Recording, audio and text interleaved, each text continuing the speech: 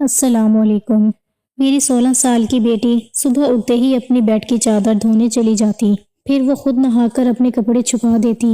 میری بیٹی اور بیٹا ایک ہی روم میں سوتے تھے۔ اب وہ بالغ ہو چکے تھے، مگر میں نے اس بات پر دھیان نہ دیا۔ بیٹی دن بدن کمزور ہوتی جا رہی تھی۔ مجھے شک ہوا تو ایک دن ان کے کمرے میں چلا گیا۔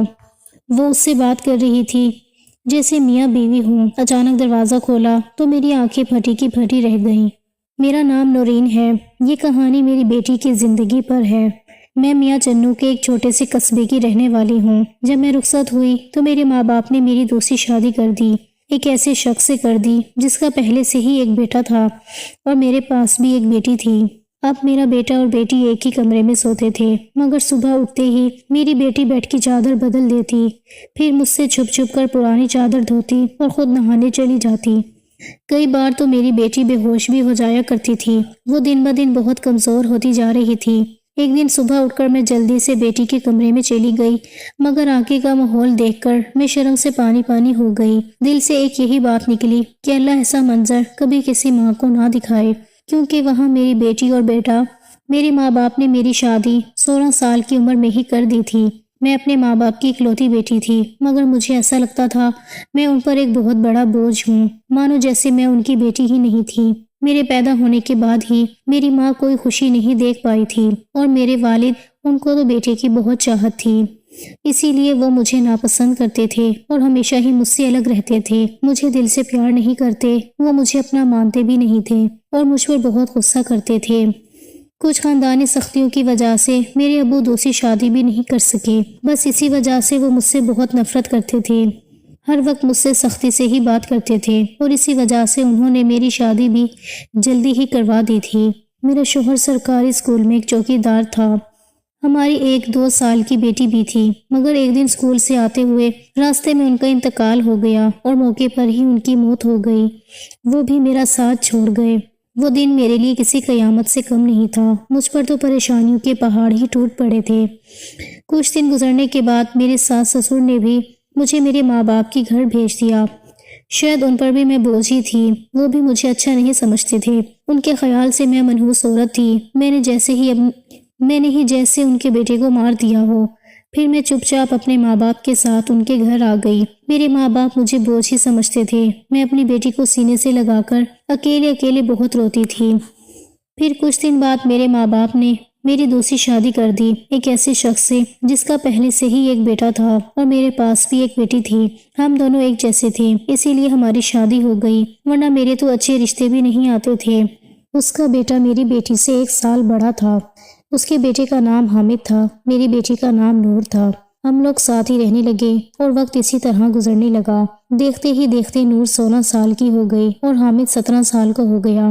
جب حامد کے ابو کا انتقال ہو گیا، وہ بھی اس دنیا سے چلے گئے، مطلب میرے دوسرے شوہر بھی ہمیشہ کے لیے ہمیں چھوڑ کر چلے گئے۔ ان کی ہمیشہ ہی طبیعت خراب رہتی تھی، انہیں طرح طرح کی بیماریوں نے گھیر رکھا تھا، لیکن ان کی بیماریوں کے ساتھ جیسے تیسے گزر بسر ہو رہا تھا۔ ان کے جانے کے بعد مانو جیسے گھر کی رونق ہی اڑ گئی ہو۔ ہمارا اپنا مکان تھا، اسی لیے کرائے کی فکر نہیں ہوتی تھی اور میرے گھر میں ہی ایک کریانہ کی چھوٹی سی دکان تھی۔ ایک دن جب ہم سب لوگ سو رہے تھے، پھر اچانک ہی بہت زور سے آواز آئی۔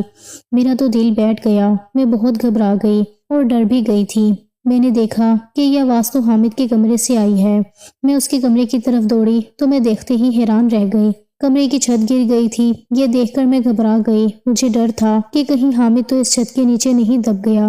جب میں قریب گئی اور میں نے جا کر دیکھا تو حامد وہاں نہیں تھا، وہ باتھ روم جانے کے لیے اٹھا ہوگا، اسی وجہ سے اس کی جان بچ گئی کیونکہ اس کے کمرے کی چھت گر گئی تھی۔ میں نے شکر ادا کیا کہ یہ تو اچھا ہوا کہ حامد کو کوئی چوٹ نہیں آئی، اگر اس کو کچھ ہو جاتا تو میں اس کے باپ کو کیا منہ دکھاتی۔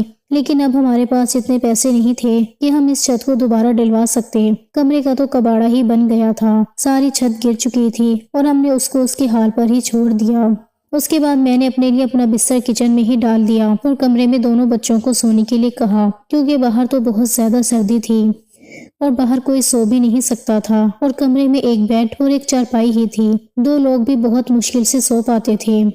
اب وہ دونوں ایک ہی کمرے میں سوتے تھے، مجبوری تھی، کیا کر سکتے ہیں۔ ایک کمرے میں تو دکان تھی اور میرے شوہر نے گھر میں 3 ہی تو کمرے بنوائے تھے، یوں تو ہم 3 لوگوں کے حساب سے کمرے ٹھیک تھے، لیکن ایک کمرہ دکان کے لیے بھی تو ضروری تھا۔ اب مجبوری تھی، کیا کر سکتے تھے، گزارا تو کرنا ہی تھا۔ ایک دن میرا بیٹا بیٹی کے کمرے میں سویا تو صبح صبح کچھ ایسا ہوا کہ میں چونک کر رہ گئی۔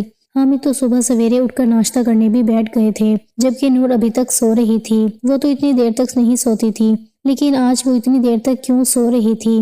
اس کی عادت تھی کہ وہ صبح جلدی اٹھ جایا کرتی تھی۔ میں نے اس کو آواز بھی دی تو وہ اٹھ نہیں رہی تھی۔ تھوڑی دیر کے بعد میں نے اس کے کمرے میں جا کر اس کو دیکھا تو پتہ چلا کہ وہ بے ہوش ہو چکی تھی۔ میں بری طرح سے گھبرا گئی تھی کہ اس کو کیا ہو گیا۔ میں نے فوراً ہی حامد کو بولا کہ پاس کے ہی ڈاکٹر کو گھر بلا لاؤ۔ گھر پر آیا تو ڈاکٹر نے کہا کہ یہ بے ہوش ہو گئی ہے، لڑکی کافی کمزور ہے، خون کی بھی کمی ہے، کوئی بھاری کام اس سے مت کروانا، بس آرام ہی کروانا، پھل اچھا کھانا وغیرہ کھلائیں، ٹھیک ہو جائے گی۔ جب نور کو ہوش آیا تو میں اس کے پاس گئی اور میں نے اس سے پوچھا کہ تمہیں کیا ہو گیا تھا؟ تو وہ کہنے لگی کہ بس ایسے ہی بیٹھے بیٹھے مجھے چکر آنے لگے تھے اور میں بے ہوش ہو گئی تھی۔ میں نے اپنی بیٹی کو کہا کہ تم آرام کرو، میں تمہارے لیے ناشتہ بنا کر لاتی ہوں۔ جب میں ناشتہ لے کر آئی اور میں نے دیکھا وہ اپنے کمرے میں نہیں تھی اور کمرے کے بستر پر چادر بھی نہیں تھی۔ میں نے باہر جا کر اس کو دیکھا تو وہ اسی چادر کو بیٹھ کر دھو رہی تھی۔ میں نے اس سے پوچھا تم یہ چادر کیوں دھو رہی ہو؟ تمہاری تو طبیعت ٹھیک نہیں ہے، ڈاکٹر نے تمہیں آرام کرنے کے لیے کہا ہے۔ میں اس پر بہت چلائی اور کہا کہ یہاں سے اٹھو، اپنے کمرے میں جاؤ اور آرام کرو، کچھ کھاؤ پیو، تبھی تو ٹھیک ہو جاؤ گی۔ اس نے کہا نہیں نہیں، مجھے یہ چادر ضرور دھونی ہے بستر پر بچھانے کے لیے، ہمارے گھر میں ایک ہی تو چادر ہے۔ میں نے کہا کہ اچانک سے یہ چادر دھونے کا بھوت تمہارے سر پر کیوں سوار ہو گیا ہے؟ اتنی تو چادر گندی نہیں تھی جو تم اس کو دھونے کے لیے بیٹھ گئی۔ چھوڑ دو اسے، میں خود اس چادر کو دھو دوں گی، اٹھو یہاں سے۔ اس نے میری بات نہیں مانی اور چادر کو چھت پر سکھانے کے لیے چلی گئی۔ اس کے بعد ہی اس نے ناشتہ کیا، پھر تھوڑی دیر کے لیے وہ سو گئی اور حامد بھی کام پر جا چکا تھا۔ اس کو صرف میں نے ہائی اسکول تک ہی پڑھائی کروائی تھی اور وہ ایک کپڑے کی دکان پر کام کرتا تھا۔ وہ بہت ہی محنتی تھا، گھر والی دکان تو میں خود ہی چلا لیا کرتی تھی، ویسے بھی اس دکان میں زیادہ تر بچے ہی آتے تھے۔ دن اسی طرح سے گزر گیا۔ اس دن حامد نے مجھ سے کہا آج میں کھانا کھا کر آیا ہوں۔ وہ دیر سے آیا تھا اور نور پہلے سے ہی کمرے میں سو چکی تھی، وہ بھی جا کر کمرے میں سو گیا۔ میں نے بھی کچن میں اپنی چارپائی ڈال رکھی تھی، جگہ بدلنے کی وجہ سے مجھے نیند نہیں آ رہی تھی۔ میں اپنے شوہر کو یاد ہی کر رہی تھی۔ دوسرا شوہر میرا بہت اچھا تھا، میرا بہت خیال رکھتا تھا، اس نے کبھی بھی مجھے پہلی شادی کا طعنہ نہیں دیا تھا اور میری بیٹی کو وہ ہمیشہ اپنی ہی بیٹی سمجھتا تھا۔ اور میں نے بھی حامد کو کبھی نہیں بتایا تھا کہ وہ میرا سوتیلا بیٹا ہے۔ اس نے بھی مجھ سے اپنے حصے کا پیار لے لیا تھا۔ وہ مجھے سگی ماں سے بھی زیادہ پیار کرتا تھا اور میرا کہنا بھی مانتا تھا۔ وہ اس گھر میں اکیلا ہی مرد تھا، وہ ہمارا اکلوتا ہی سہارا تھا، ورنہ ہم دو عورتیں کہاں جاتی۔ کام بھی اچھے طریقے سے کر رہا تھا۔ میں نے اسے کہا بھی تھا کہ وہ آگے کی پڑھائی پرائیویٹ پڑھ لے، کیونکہ اگر اس کے پاس کوئی اچھی ڈگری ہوگی تو نوکری بھی اچھی مل جائے گی۔ وہ میری بات مان لیتا تھا۔ صبح صبح پھر سے کچھ ایسا ہوا کہ میں حیران رہ گئی۔ نور پھر سے بے ہوش ہو چکی تھی اور اس بار تو اس کی شکل دیکھ کر جیسے اس کے جسم کا سارا خون ہی کھینچ لیا گیا ہو، وہ بالکل پیلی پڑ گئی تھی۔ پھر میں نے ڈاکٹر کو بلوایا۔ ڈاکٹر نے وہی بات کہی کہ میں نے آرام کرنے کو کہا تھا، اس کو کھانے میں کیا کھلایا تھا۔ میں نے ان کو ساری بات بتائی۔ میں نے کہا کہ وہی دال سبزی کھلائی تھی اور پھل بھی کھلائے تھے، پورا دن کوئی کام بھی نہیں کروایا تھا۔ ڈاکٹر نے کہا کہ دوبارہ سے کیسے اتنی کمزوری ہو گئی؟ آپ اس بات کو نہیں سمجھی تو آپ کی بیٹی کی جان کو خطرہ ہو سکتا ہے، کیونکہ اس طرح اچانک سے بے ہوش ہو جانا اور کئی گھنٹوں تک بے ہوش رہنا کوئی معمولی بات نہیں۔ ڈاکٹر نے سختی سے ساری بات بتائی اور کچھ دیر بعد وہ چلے گئے۔ پھر جب نور کو ہوش آیا تو میں نے اس سے کہا کہ تم نے پھر سے اب کوئی کام کیا تو مجھ سے برا کوئی نہیں ہوگا۔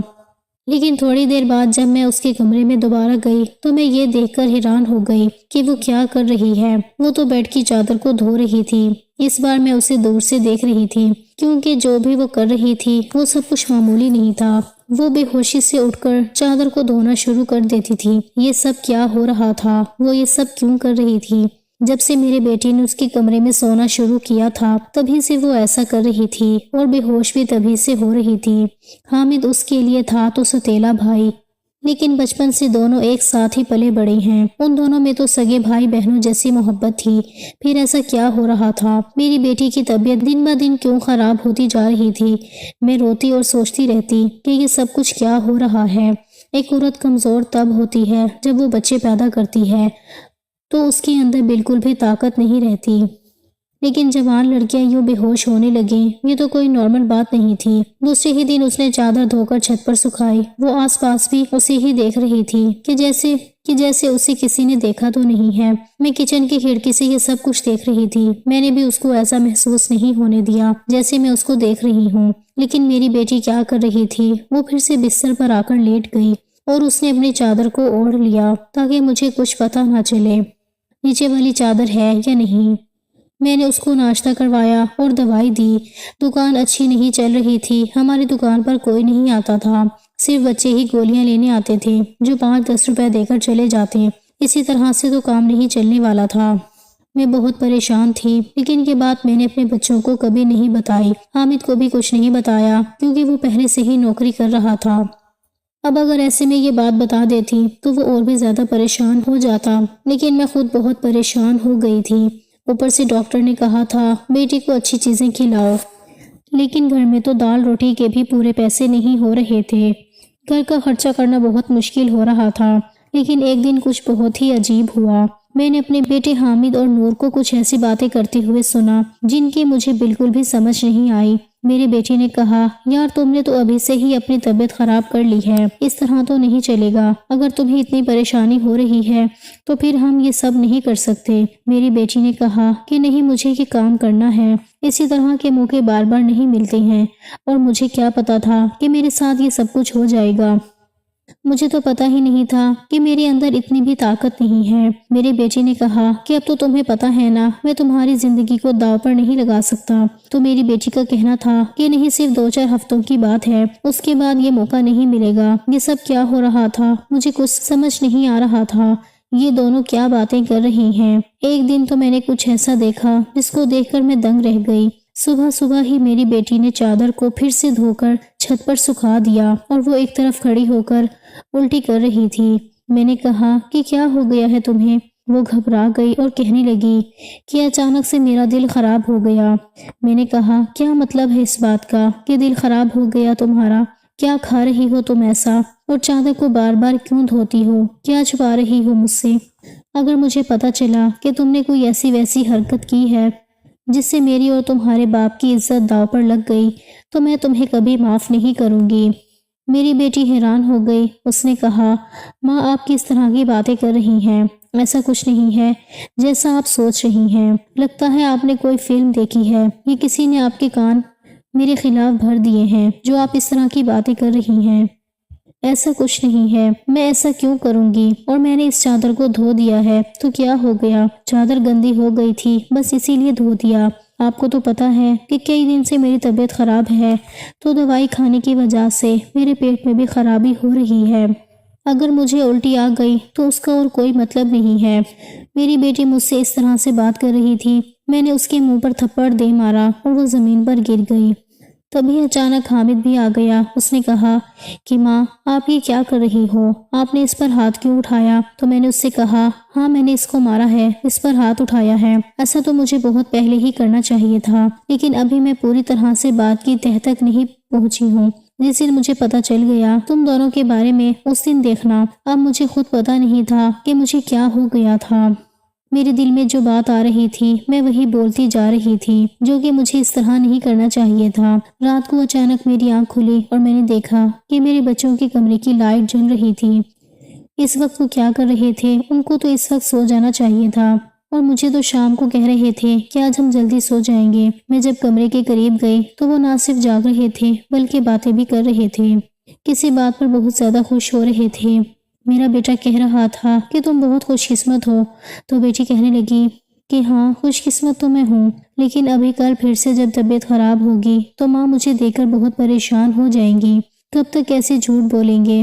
بیٹا بولا، بس کچھ دن اور کر لیتے ہیں، پھر سب کچھ ٹھیک ہو جائے گا۔ میں ان کی باتیں سن کر حیران رہ گئی۔ آج مجھ سے رہا نہیں گیا۔ میں نے کمرے کے دروازے کو کھولنے کی کوشش کی تو میں حیران رہ گئی۔ انہوں نے دروازے کو اندر سے بند کیوں کیا تھا؟ کیا وجہ تھی دروازہ اندر سے بند کرنے کی؟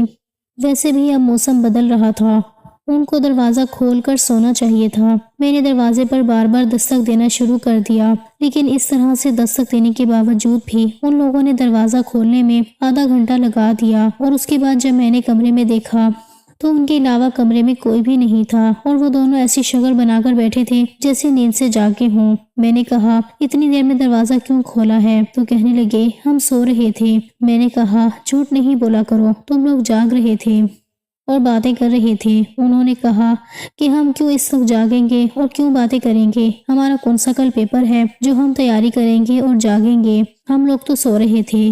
مجھے ان دونوں کی حرکتیں سمجھ نہیں آ رہی تھیں۔ میرے پاس بولنے کے لیے کوئی لفظ نہیں تھے۔ مجھے ان کی باتیں سمجھ نہیں آ رہی تھیں، کیونکہ وہ دونوں تو ایسے ہی بیٹھے تھے جیسے نیند سے ابھی ابھی جاگے ہوں۔ اس کے بعد میں نے ان کو کچھ نہیں کہا اور وہاں سے چلی گئی۔ میں سوچتی تھی کہ کوئی نہ کوئی گڑبڑ تو ضرور ہے۔ میں یہ دیکھ کر حیران رہ گئی۔ ایک دن میری بیٹی کے بازو میں نیل کے نشان بھی تھے، یہ تو زخم کے نشان تھے۔ مجھے سمجھ نہیں آ رہی تھی کہ اسے کیا لگا تھا۔ میں نے اس سے پوچھا تو اس نے کہا کہ چھری لگی ہے، لیکن چھری تو انگلی پر لگتی ہے، بازو پر نہیں۔ میری بیٹی کوئی نہ کوئی بات ایسی ہے جو مجھ سے چھپا رہی تھی۔ کبھی بے ہوش ہو جاتی تھی، کبھی اس کے جسم پر عجیب عجیب نشان ہوتے تھے، اور کبھی اٹھ کر اپنے بیڈ کی چادر دھونے لگ جاتی تھی اور مجھے کمرے میں جانے نہیں دیتی تھی۔ میرا دماغ جس طرف جا رہا تھا میں سوچنا نہیں چاہتی تھی۔ میری غلطی تھی، میں نے آگ اور پانی کو کیوں ایک ساتھ رکھا؟ مجھے ایسا نہیں کرنا چاہیے تھا۔ میں نے سوچ لیا کہ مجھے اب کیا کرنا ہے۔ جوان لڑکا اور لڑکی کو مجھے ایک ساتھ ایک ہی کمرے میں نہیں سونے دینا چاہیے تھا۔ غلطی تو میری ہی تھی، مجھے ان سب باتوں کا دھیان رکھنا چاہیے۔ حامد تو نور کا ستیلا ہی بھائی تھا۔ نیت بدلتے دیر نہیں لگتی۔ جوانی کی اس عمر میں بچے بری عادتوں میں پڑ ہی جاتی ہیں۔ سگا بھائی تو سگا ہوتا ہے اور ستیلا بھائی ستیلا، تو پھر میں کیسے ستیلے بھائی بہن کو ایک ساتھ ایک ہی کمرے میں سلا رہی تھی؟ یہ میری ہی غلطی تھی۔ جب ہم ہی بچوں پر دھیان نہیں دیں گے، پریشانیاں تو پیدا ہی ہوں گی۔ اچھی بری باتوں کا دھیان تو ہمیں ہی رکھنا ہوتا ہے۔ بچے تو نادان ہوتے ہیں اور نادانی میں ہی بہت ساری غلطیاں کر بیٹھتی ہیں۔ جیسے جیسے میرے دماغ میں خیالات آ رہے تھے، اگر یہ سارے صحیح ہو گئے تو پھر سارا کا سارا قصور میرا ہی ہوگا۔ میں نے اپنی بیٹی اور بیٹی پر نظر رکھی تھی۔ ایک دن میرا بیٹا بیٹی کو کوئی چیز لا کر دے رہا تھا۔ میں چھپ کر ان کی باتیں سننے لگی۔ اس نے کہا کہ یہ تمہاری دوائی ہے اس پریشانی کے لیے، یہ دوائی لے لو تو سب کچھ ٹھیک ہو جائے گا۔ اس نے میری بیٹی کو چھپا کر وہ گولیاں دی۔ میں پریشان ہو گئی کہ یہ کس چیز کی گولیاں اس کو دے رہا ہے۔ آخر ایسی کیا بات ہے جو پریشانیاں دونوں حل کرنا چاہتے ہیں اور اس کے بارے میں مجھے نہیں پتا، اور یہ دوائیاں کچھ عجیب سی کیوں لگ رہی تھیں؟ میری بیٹی نے بھی وہ دوائیاں فوراً سے پکڑ لی اور ان کو اپنے دوپٹے کے پلو میں چھپا لیا۔ بیٹی نے کہا کہ رات کو سونے سے پہلے کھا لینا، تو پھر اگلے دن تم بے ہوش بالکل بھی نہیں ہوگی۔ اور 2-3 دن تک تو میری بیٹی واقعی بے ہوش نہیں ہوئی تھی، لیکن اس کے بعد شاید اس کی گولیاں ختم ہو گئیں اور ایک دن پھر سے میری بیٹی بے ہوش ہو گئی۔ میرا بیٹا بھی گھر پر نہیں تھا، اسی لیے میں نے آج فائدہ اٹھانے کے بارے میں سوچا۔ میں نے وہ چادر بہت ہی ہوشیاری سے بیٹی کے نیچے سے کھینچ لی اور اس کو طریقے سے طے کر کے اپنے کمرے میں لے آئی۔ مجھے کھول کر دیکھنا تھا کہ اس پر ایسا کیا لگا ہوتا تھا جس کی وجہ سے میری بیٹی صبح اٹھتے ہی اسے دھونا شروع کر دیتی تھی، اور یہاں تک کہ اپنی بیماری کا بھی خیال نہیں کرتی۔ جب میں نے چادر کو کھول کر دیکھا تو پہلے تو کچھ نظر نہیں آیا، لیکن جب میں نے دھیان سے دیکھا تو یہ دیکھ کر میں حیران رہ گئی کہ اس چادر پر سفید سفید بال تھے اور پوری چادر بالوں سے بھری ہوئی تھی۔ مجھے سمجھ نہیں آئی کہ کس چیز کے بال ہیں، کیونکہ یہ بال بالکل سفید اور چھوٹے چھوٹے بال تھے۔ میں حیران ہو گئی، لیکن مجھے یہ بات سمجھ نہیں آئی۔ میں سوچتی رہی کہ یہ سب کچھ کیا ہو رہا ہے۔ میری بیٹی اور بیٹی کی حرکتوں پر نظر رکھ رہی تھی، لیکن میں کسی نتیجے پر نہیں پہنچی تھی۔ تب تک میری بیٹی کو یہ پتہ چل ہی گیا کہ چادر میں نے دیکھ لی ہے، تو وہ میرے پاس آ کر بیٹھ گئی اور کچھ عجیب سی گھبرائی ہوئی نظر آنے لگی۔ اس کے بعد میں نے اس سے پوچھ لیا کہ کیا بات ہے، کیوں پریشان لگ رہی ہو؟ تو اس نے کہا کہ ماں وہ چادر کہاں ہے؟ تو میں نے اس سے کہا کہ وہ تو میں نے دھو کر ڈال دی ہے۔ یہ کہہ کر وہ میرے پاس سے جانے لگی تو میں نے اس کا ہاتھ روک لیا اور میں نے کہا کہ میں سب کچھ دیکھ چکی ہوں۔ اس چادر پر جو بھی لگا ہوا تھا مجھے بتا دو، یہ سب کچھ کیا ہے؟ تم مجھ سے اتنے دنوں سے کیا چھپا رہی ہو؟ میں بہت پریشان ہو گئی ہوں، میرے دماغ میں بہت برے برے خیال آ رہے ہیں۔ وہ میرے پاس بیٹھ گئی اور پھر میری بیٹی نے مجھے ایسی بات بتائی کہ میرے قدموں تلے سے زمین نکل گئی۔ میری بیٹی نے مجھے بتایا کہ ماں، جیسا آپ سمجھ رہی ہیں ویسا بالکل بھی نہیں ہے۔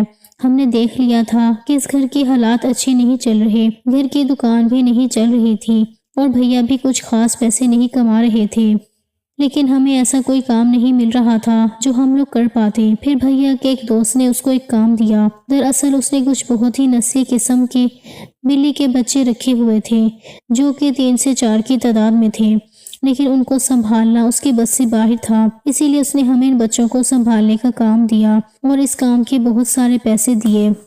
دراصل بھیا بھی پورا دن وہی ہوتے تھے، لیکن رات میں بھائی کو آرام بھی کرنا ہوتا تھا، اسی لیے ان بلی کے بچوں کو کمرے میں لے آتے تھے اور میں ان کو سنبھال لیتی تھی۔ انہی کے بال صبح چادر پر لگے ہوتے تھے جس کو میں صبح کو دھو دیتی تھی، کیونکہ ہمیں پتا تھا کہ آپ کو اس طرح کی چیزیں اچھی نہیں لگتی اور ہم آپ کو یہ سب کچھ بتانا بھی نہیں چاہتے تھے۔ ہم یہ سب کام کر رہے ہیں اور بعد میں پتا چلا کہ مجھے بلی کے بچوں سے الرجی ہو جاتی ہے، جس کی وجہ سے میں صبح کو بے ہوش ہو جاتی تھی۔ بھیا نے مجھے جو دوائیاں لا کر دی تھی وہ بھی اسی چیز کی تھی تاکہ میری الرجی کم ہو جائے۔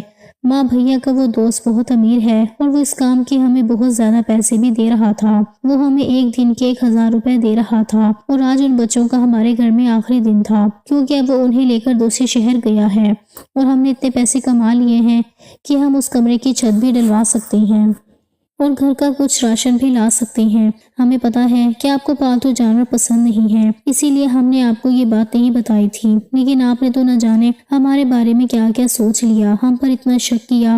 آپ نے ہمارے بارے میں جو باتیں کی وہ ہمارے دل میں تیر کی طرح جا کر لگتی تھیں۔ میں جانتی ہوں کہ وہ میرا سوتیلا بھائی ہے، لیکن وہ میرے سگے سے بھی بڑھ کر ہے۔ اس نے ہر بار صرف ہمارے بارے میں ہی سوچا ہے، جبکہ دیکھا جائے تو ہم اس کی کیا لگتے ہیں۔ اس کا باپ تو اس دنیا سے جا چکا ہے اور اس کے اپنے رشتہ دار بھی تو ہیں جو کہ ہم سے بہت زیادہ امیر ہیں۔ وہ ان کے ساتھ جا کر بھی تو رہ سکتا ہے، لیکن وہ پھر بھی ہمارے ساتھ رہتا ہے کیونکہ وہ ہمیں کبھی اکیلا نہیں چھوڑنا چاہتا۔ اس نے ہمیشہ مجھے اپنی سگی بہن ہی مانا ہے، اس نے کبھی مجھ سے کوئی غلط بات نہیں کی اور وہ ہمارا بھی بہت خیال رکھتا ہے، ہمارے لیے بہت کچھ کرتا ہے۔ پورا دن وہ کام کرتا تھا، رات کو میں اس کی مدد کرتی تھی۔ وہ کہتا تھا کہ وہ رات میں بھی یہ سب کچھ کر لے گا، دن بھر تو وہ بیچارہ محنت کرتا تھا، اسی لیے میں نے اس سے کہا کہ رات کو تم آرام کیا کرو، بچوں کو میں دیکھ لوں گی۔ اسی لیے میں اس کی مدد کر رہی تھی۔ مجھے یہ سن کر بہت ہی افسوس ہوا اور مجھے خود پر بہت غصہ بھی آ رہا تھا۔ میں نے اپنے بچوں کے بارے میں کیا کیا سوچا۔ میں اپنے بچوں کے بارے میں جتنا غلط سوچ رہی تھی، میرے بچے اس سے بھی کئی گنا زیادہ اچھے ہیں۔ اتنی غلط باتیں میں نے ان کے بارے میں سوچی جتنی مجھے سوچنی بھی نہیں چاہیے تھی۔ ہم نے یہ بات حامد کو نہیں بتائی، نور نے بھی اس کو کچھ نہیں بتایا کہ مجھے ساری بات کا پتہ چل گیا، کیونکہ اب یہ کام ویسے بھی ختم ہو گیا تھا اور میں اس کی نظروں میں اور زیادہ گرنا نہیں چاہتی تھی۔ کچھ دن بعد حامد نے اس کمرے کی چھت ڈلوا دی اور اب ہمارے گھر کا کمرہ بھی ٹھیک ہو گیا تھا۔ دھیرے دھیرے ہم نے بہت محنت کی۔ میری بیٹی نے بھی گھر میں بچوں کو ٹیوشن پڑھانا شروع کر دیا تھا۔ ہمارے حالات پہلے سے بہتر ہونے لگے، دھیرے دھیرے اتنے بہتر ہو گئے کہ ہمارے گھر میں کوئی تنگی نہیں رہی۔ میرے ساتھ زندگی نے بہت برا کیا تھا، لیکن اچھا یہ کیا کہ مجھے بہت زیادہ نیک اور اچھے بچے دیے، چاہے وہ میرے اپنے تھے یا پرائے۔ شکر ہے میرے دونوں بچے بہت ہی محنتی ہیں، اس بات کو سمجھتے ہیں کہ ابھی ان کی محنت کے دن ہیں، ہاتھ پر ہاتھ رکھ کر نہیں بیٹھ سکتے، کیونکہ ان کے سر پر باپ کا سایہ نہیں تھا اور میں بھی کچھ خاص کر نہیں سکتی تھی۔ اس بات کا ان کو احساس تھا اور یہ ایک بہت بڑی بات ہے۔ شکر ہے کہ اب سب کچھ ٹھیک ہو گیا، خدا کا لاکھ لاکھ شکر ہوا۔ جیسا میں سوچ رہی تھی ویسا کچھ نہیں ہوا، لیکن ایسا بھی ہو سکتا تھا۔ آخر میں اتنا کہنا چاہوں گی، جو اللہ چاہتا ہے وہی ہوتا ہے۔ میرے بچے بہت سمجھدار ہیں اور ان کے دل میں کوئی ایسی بات نہیں ہے، لیکن پھر بھی میں ایسی ماؤں کو نصیحت کروں گی، بچوں کے ساتھ اس معاملے میں تھوڑی احتیاط ضرور کریں اور وہ غلطی نہ کریں جو میں نے اپنے بچوں کے ساتھ کی ہے۔ مجھے دونوں کو ایک کمرے میں نہیں رکھنا چاہیے تھا، کیونکہ جو نہ ہوا وہ ہو بھی سکتا تھا، اور اگر وہ ہو جاتا تو سب کچھ ہو جاتا۔ میرے بچے تو سمجھدار تھے، شاید میرے ساتھ اسی لیے ایسا نہیں ہوا۔ اپنے بچوں کا دھیان رکھیں، ان کی زندگی پر بھی دھیان رکھیں اور وہ کب کیا کر رہی ہیں اس بارے میں پوری جانکاری رکھیں، اور بچوں پر پیار کرنے کے ساتھ ساتھ تھوڑی سختی بھی رکھیں، اور وہ کیا غلطی کر رہی ہیں کیا نہیں، ان سب باتوں کے بارے میں ان سے جانکاری لیتے رہیں، اور اس بات کا دھیان رکھیں جب بچے جوان ہو جائیں تو ان کا بستر الگ کر دینا۔ آپ سے بھی یہی کہوں گی کہ اپنے بچوں کا دھیان رکھیں۔